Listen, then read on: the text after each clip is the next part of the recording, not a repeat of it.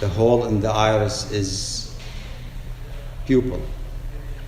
If we look at the retina, this is a sketch of the inside of the eye. The retina is made of two layers, pigmented layer and neural layer. The posterior 3/4 has a neural layer. Then the neural layer will stop in a zigzag fashion. This is called ora serrata. Then the most anterior 1/4 is pigmented only, no neural layer. These are the three layers. Okay, this is histology of layers of the eyeball. This is the choroid. Now, if we look here, what do we see?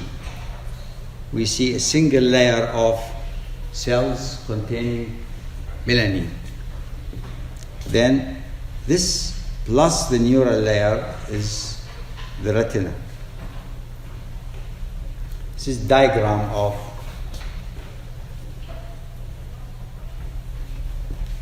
the basic layers of the retina. This is the pigmented layer.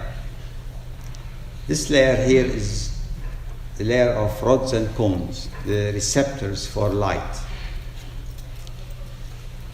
It has nuclei. See, rods and cones are cells. Then the middle layer we have neurons. They are called bipolar neurons. And then ganglionic neurons.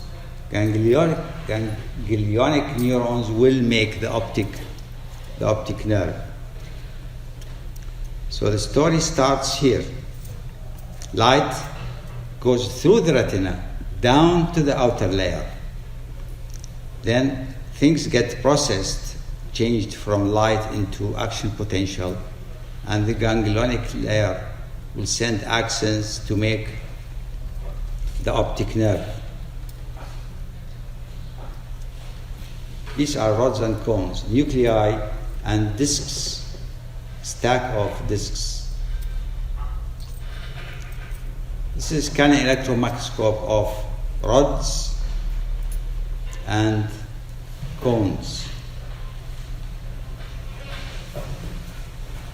If we look to the inside of the eye, which is a very important, it's called fundoscopy or retinoscopy. We have to see the optic disc because the optic disc is so important. Okay, you can see this circle here, and there's a dark structure here. This is the head of the optic nerve. Okay, this is the very shiny center is called optic cup or physiological cup. And then you see the little bit darker area, it's called the macula, and in the center, even darker, this is called fovea. Fovea is the area of maximum vision. The image should fall on fovea. So this is the optic disc, this is the optic cup, 1/3 of the optic disc. And this is the macula, and the center darker area is the fovea. Macula and fovea. This is a normal optic disc, sharp edges, blood vessels radiating from the center, and this is the macula, and here is the fovea. Again, normal fundoscopy. This is the fovea, a depression. Okay, very nice looking choroid, and the retina gets thinner in the fovea. Special stain for the fovea. This is bad macula.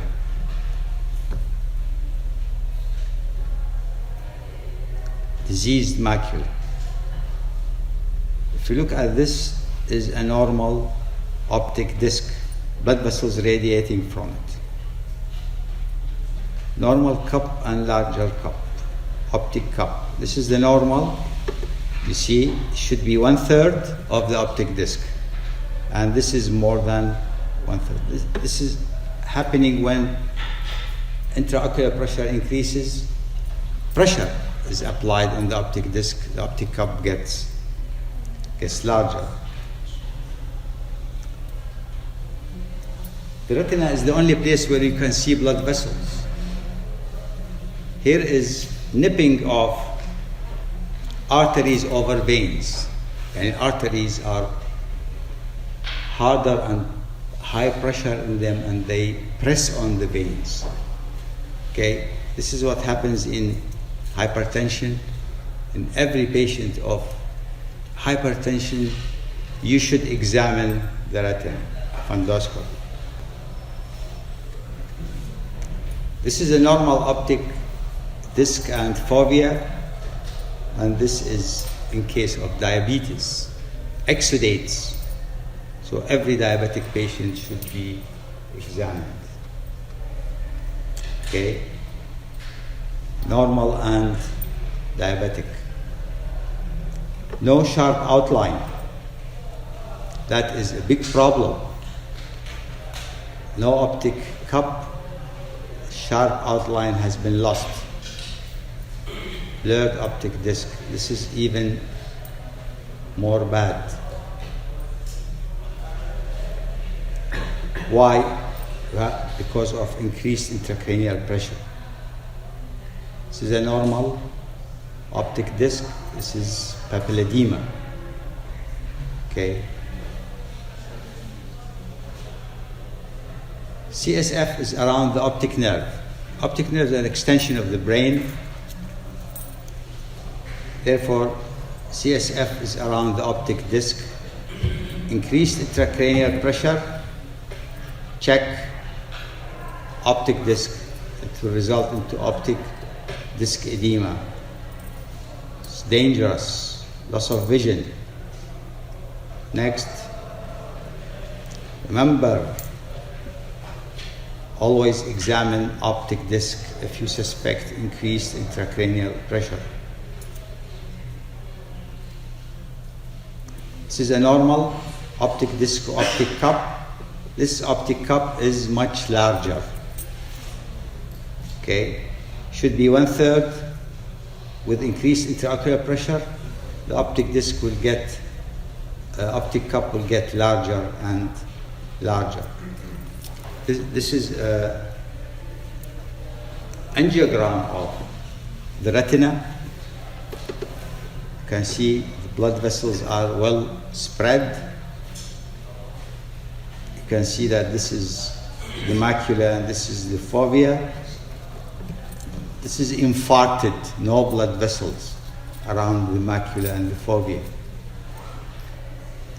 Okay, this is normal, this is infarcted area. These are aneurysms of arteries in the retina. Now, this is a summary of the retina. You can see it on your mind map. Okay.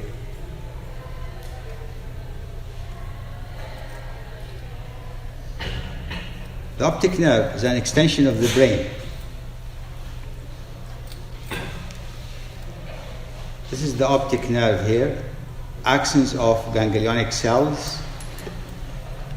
This is a cross-section of the optic nerve, blood vessels in the center, central retinal arteries. This is the optic margin, is the optic cup.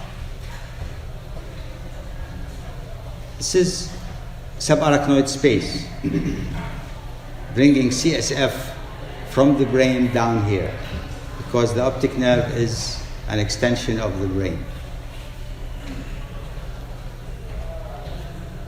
That's the optic disc, optic cup, blood vessels. This is the optic disc, this is the optic nerve, and the subarachnoid space is extending down to here.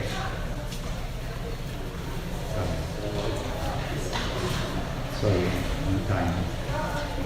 Just give it a little bit of Just 1 minute, okay?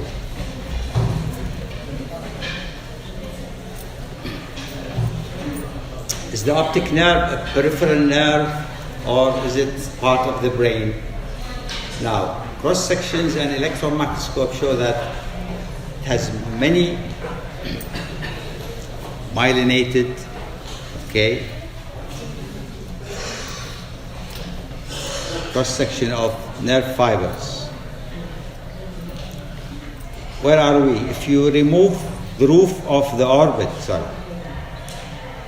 if you remove the roof of the orbit, you will see this is a crista galli, this is the eyeball, this is the axis of the eye, and here's the optic nerve. Okay? I don't want.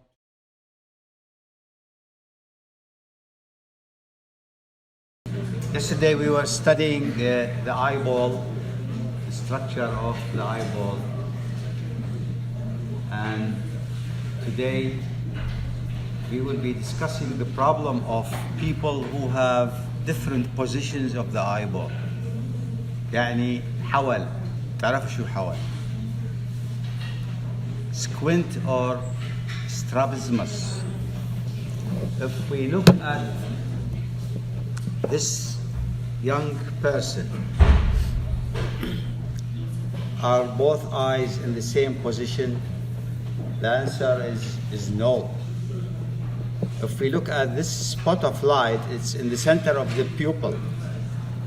If we look here, it is not in the center of the pupil. It's at the margin of the iris.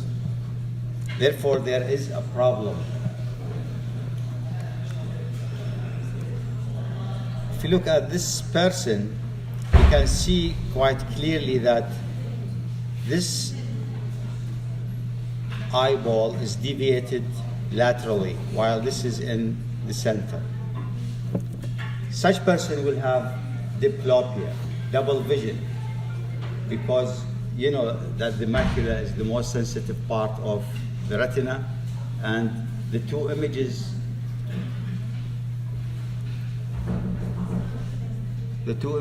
fall on different areas, therefore the brain is going to interpret two images.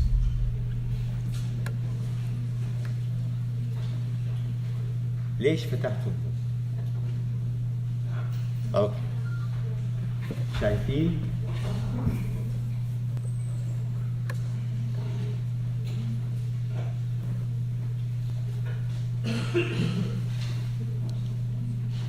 لا.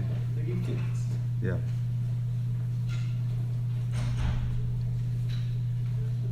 Lots of people have تفضل. والله ابني هاي مش شغل. مش شغل يعني. والله هاي تعليمات العميد. Okay.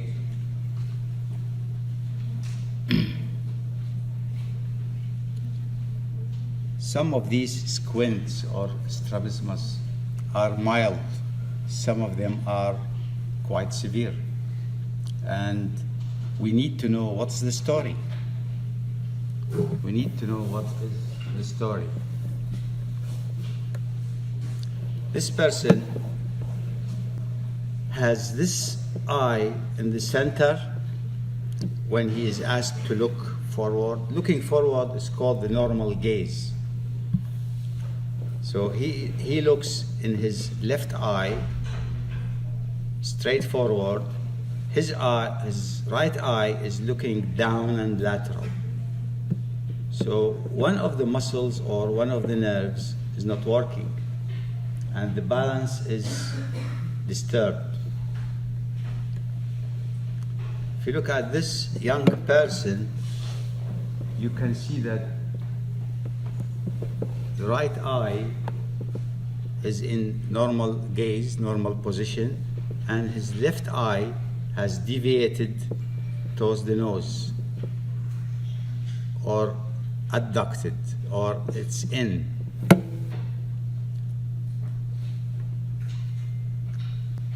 if you look at this kid, you can see that both eyes are directed towards the nose. There is a problem. It's either of muscles or problem of nerves.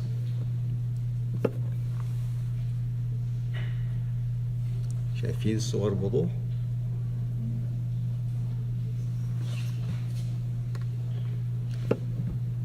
This young girl also has a problem.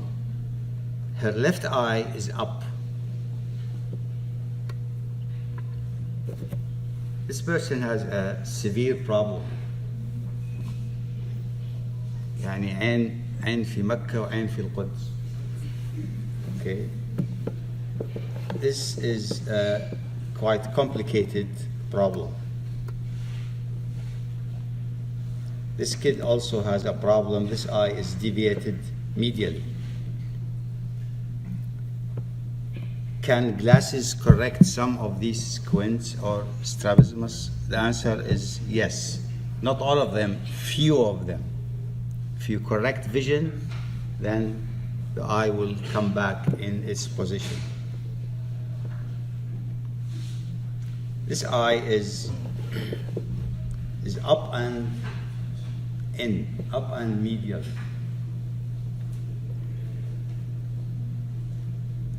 These are problems. And we are what? We are asking ourselves, what is the problem? Because we are problem solvers, aren't we? Doctors are problem solvers. People come to you saying, I have a problem. And you are what? You are a problem solver. If you don't have enough science, you have what? You have a problem as well. So if a person who has a problem meets a person who has a problem, there is no solution. This is what we always ask ourselves. What, when, where, how, and why? This is the normal gaze looking forward. If you look at the orbit and we take the roof of the orbit, والله يا وليد ضيعت 10 دقائق من يلا.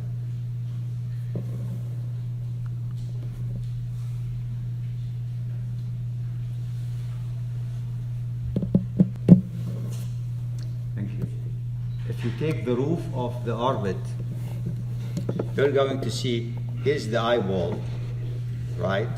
Here is the middle cranial fossa, and this is the optic nerve. You can see this white structure. This is called the common tendinous ring, or ring of Zinn. This is where muscles take origin, and they insert on the eyeball. This muscle is running lateral, and it is straight, therefore it is called lateral rectus. أخذت غياب وفليته يعطيكم العافية.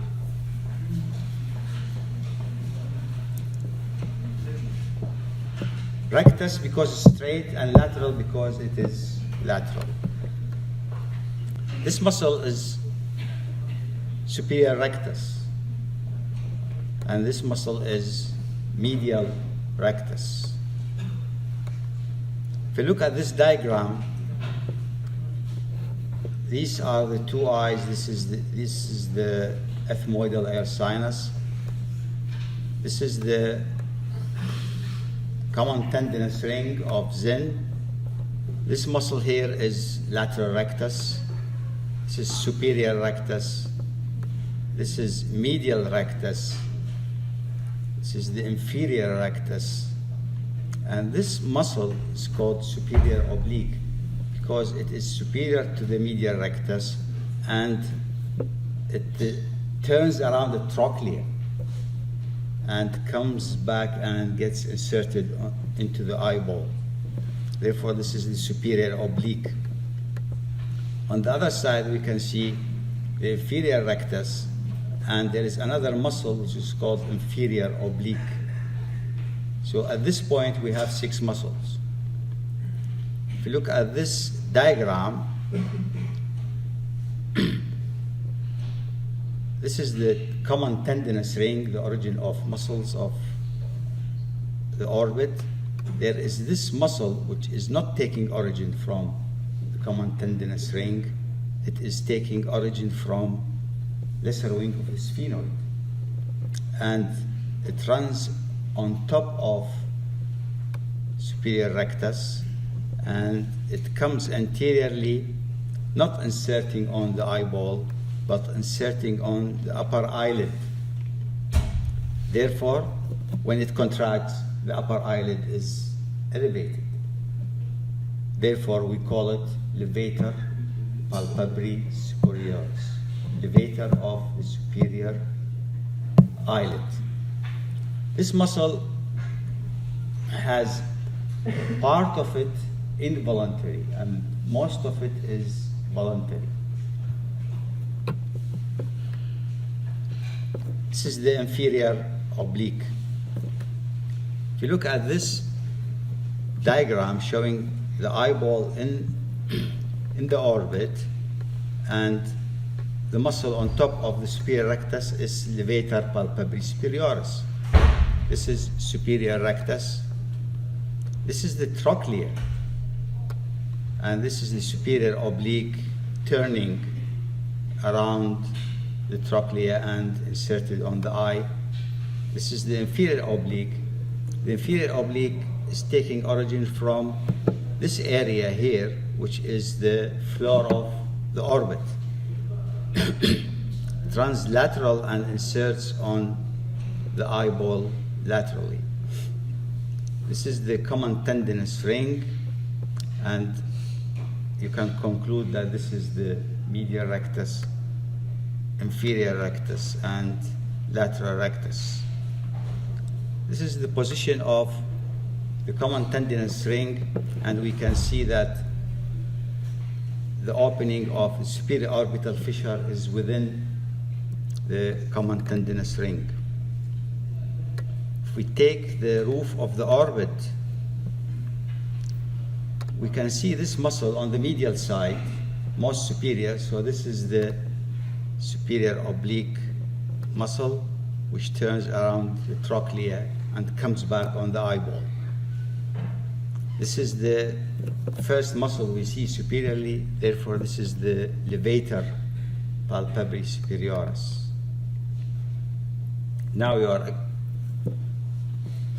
acquainted with the roof of the orbit. This is the levator palpebri superioris flapped, removed to the front, and underneath it we see superior rectus muscle. This is the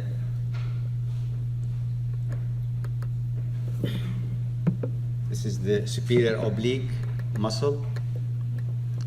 Again, in this view, this is the superior oblique muscle around the trochlea and coming back to the eyeball. This is the lateral rectus.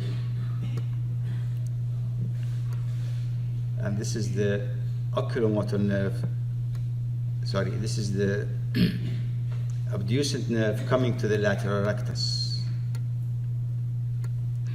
Medial rectus, because there you can see it's not going around the trochlea and it is deeper. And this is the inferior rectus and the lateral rectus. This is the oculomotor nerve coming into the orbit. This is what? Medial rectus, inferior rectus, lateral rectus, oculomotor nerve.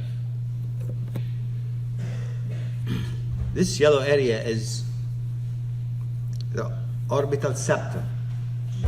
You know, the orbit is not open to the outside. There is an orbital septum, and the eye bulges through the middle of it. If we remove the orbital septum, we can see the muscles inserted into the eyeball. This is the lacrimal gland, upper part of the orbit. Medial rectus, superior oblique, superior rectus, lateral rectus, inferior, and this is the inferior oblique coming from the floor of the orbit, going laterally, inserting on the eyeball. If you take the eyeball out, this structure in the center is going to be the optic nerve.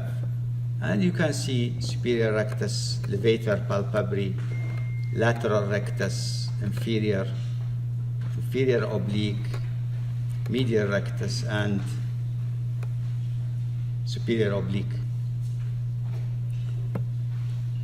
A CT scan, coronal, you can see these. This is the optic nerve, and you can see these muscles.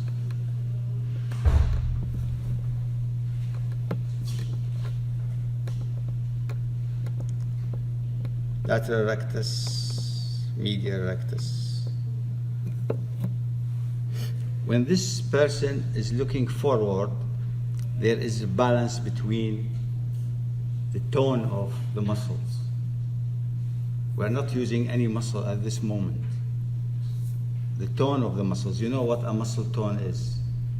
The little contraction at rest. Muscles, like when I'm standing, okay, there is a muscle tone. Let's look at this muscle. It is the superior rectus. This is the insertion of the superior rectus. This is the result of its contraction. This is the equator of the eye. Now, because these muscles on the medial side are longer than these ones, longer muscle fibers produce more range of movements. Therefore, what is the action of this muscle? It is going to be up and medially, okay? Now, the rotation, we are going to omit the movement of rotation because it complicates the picture. Therefore, the major action is up. The minor action is in. If you look at this muscle here, this is the inferior rectus. This is the horizontal line, this is the action of the muscle, and this is the insertion. Again, the medial muscle fibers are longer than the lateral. Therefore, this is going to pull the eye as a major function down and as a minor one to the inside. Let's look at this muscle. This muscle is the inferior oblique, and we have just seen the inferior oblique. It takes origin from the floor of the orbit and inserts on the eye laterally. This is the line of action. This is the equator of the eyeball. Therefore, the major function is up and out. Opposite the action of superior rectus, which is up and in. This is up and out. Out means lateral or abduction. Okay? Now, this muscle here, the superior oblique that we talked about, this is the equator of the eye. This is the action of the muscle. Okay, the eye is going to look down and out, but in this case, this muscle is going to produce intorsion as well. Intorsion means, like for example, my right eye will move towards the nose. The lower part will move towards the nose, because if we cut the nerve supply, we're going to have diplopia. Lateral rectus is simple looking lateral. Medial rectus is simple looking medial. One major action. So some muscles have a major action and a minor action, and the lateral and medial recti, they have one major action. This is not a chemical formula, but it is arranged so that we can know quite easily what muscles are supplied by what nerve. LR, lateral rectus, is supplied by 6th cranial nerve, the abducens nerve. Superior oblique is supplied by the 4th trochlear, and the rest 4 muscles are supplied by oculomotor. LR6 is 043. This person is looking to the right, so he is, in the right eye, he is using the lateral rectus by the 6th nerve. And the left eye is looking medially, and he is using oculomotor nerve. 2 different muscles, 2 different nerves. This young kid is looking to the left, so in the right eye is going to move toward the nose, therefore he's going to use what? Medial rectus, oculomotor, and the left eye will look lateral, and he's going to use the lateral rectus, 6th nerve. Looking up and to the left, superior rectus, the main function of superior rectus is up and medial, okay, up and in. So if you want to test an eye, okay, whether the superior rectus is working or not, you hold a pen and say, look up and medially. If he can follow, then you are testing this. Looking down and to the left, also one muscle, oculomotor, one muscle, trochlear. Okay, 2 different muscles, 2 different nerves. Looking down is more complicated. Looking down is inferior rectus and superior oblique. You know the inferior rectus is down and in. Okay, superior oblique is down and out. Therefore, the in and out, they cancel each other. So it is same 2 nerves, but 2 different muscles. Up is the same, using 2 different muscles, 1 nerve. This is looking up and to the right, down to the right. These are the axes of eye movements. These are the muscles. This is the medial side. Superior rectus is what? Up and in. We're going to ignore this intorsion. Medial rectus is simple medially. Lateral rectus is simple. Inferior rectus, okay, is down and in. Superior oblique is down and out. Inferior oblique is up and out. Here are the muscles in balance. Normal gaze. What about this person? This person is asked to look straight. Okay, so this is the normal eye. This eye is looking down and lateral. Down and out. Okay, missing what? Plus, there is a dropping of the eyelid. So that is oculomotor nerve palsy. It is only the superior oblique and the lateral rectus are working. If you see this patient here, this is a normal eye, right? The left eyelid has dropped. Levator palpebris superioris is not pulling the eyelid. So this is a lid drop.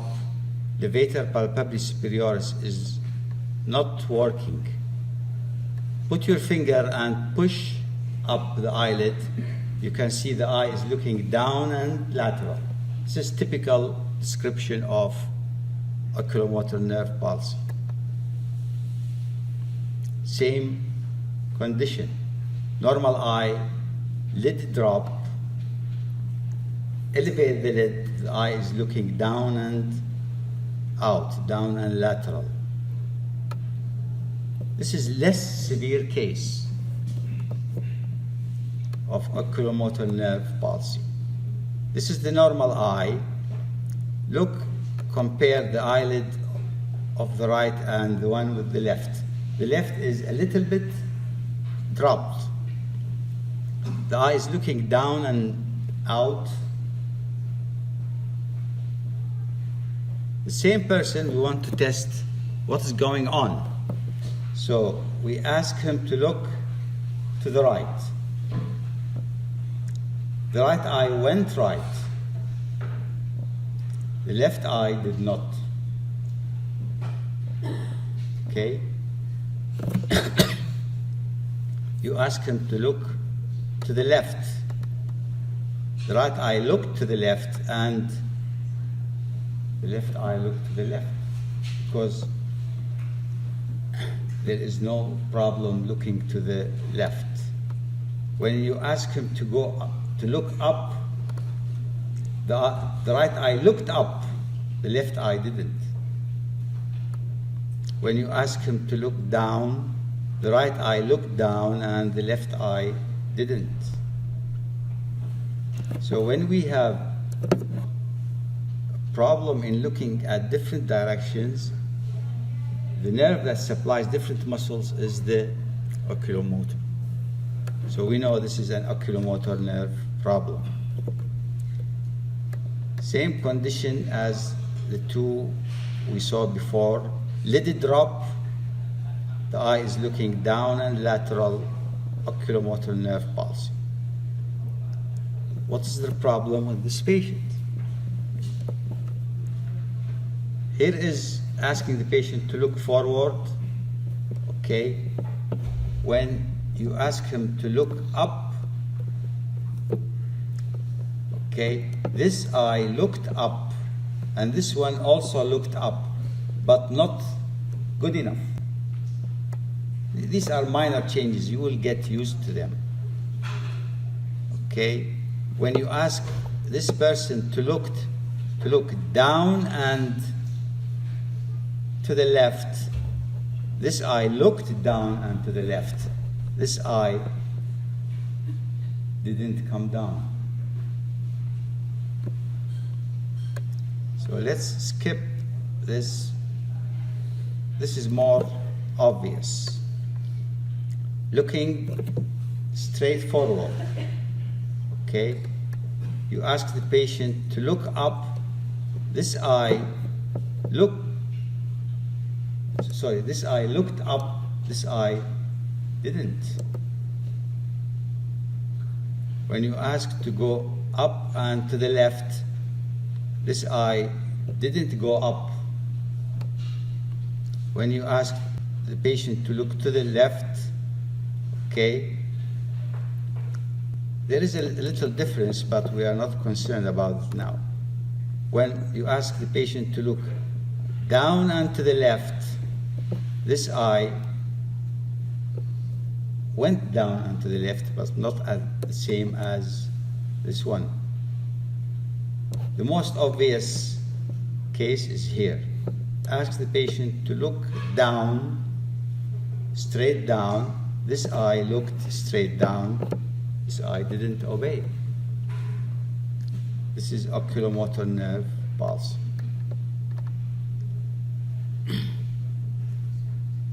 What's the problem with this young kid? This is normal.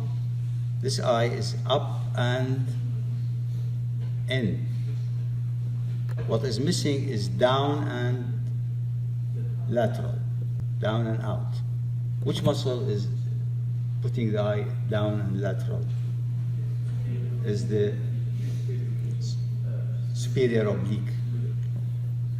Okay? People who have superior oblique problem, they compensate by turning their head. We will know why. If you look at this person testing his eyes, this is looking straight forward. There are differences, but you need to be very shrewd observer to notice this. Ask to look up, things are well. Up and to the left, things are not well, because this eye went up and in, this eye not the same as this one. When you ask him to look to the left, no problem. Ask to look down and left, no problem. Here's the problem. You ask the patient to look down, this eye obeyed very well, and this one looked down but went medially, went in. So this is the problem in the right eye.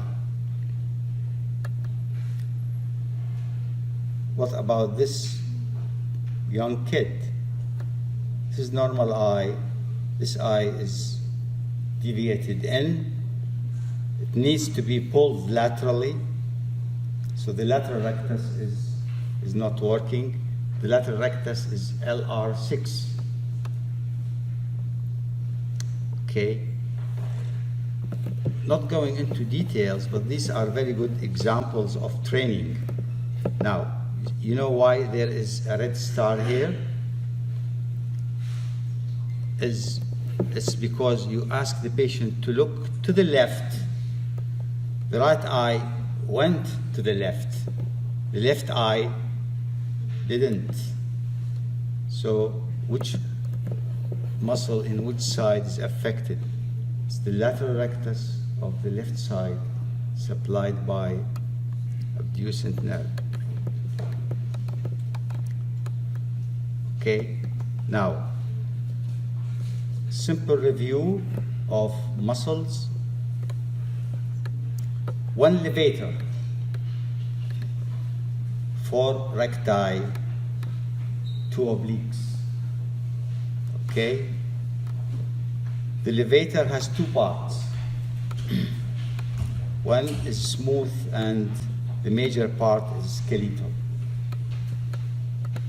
This levator is called levator palpebris superioris. 4 recti, superior, medial, inferior, and lateral.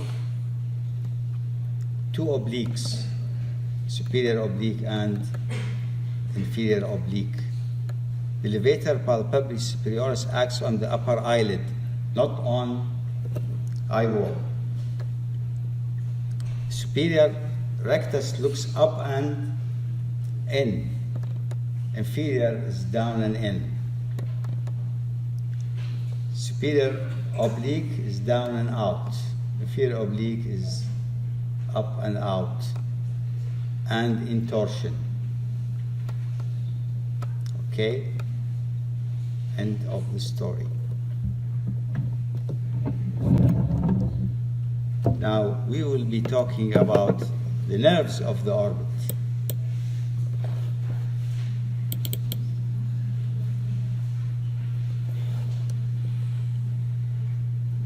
So we have an idea about these muscles.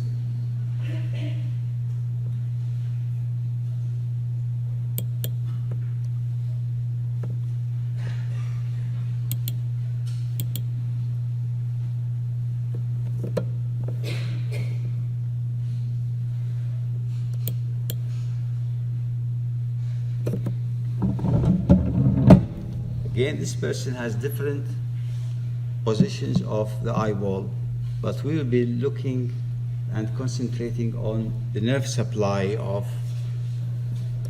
of these muscles producing these problems. This young lady has this eye deviated medially or in.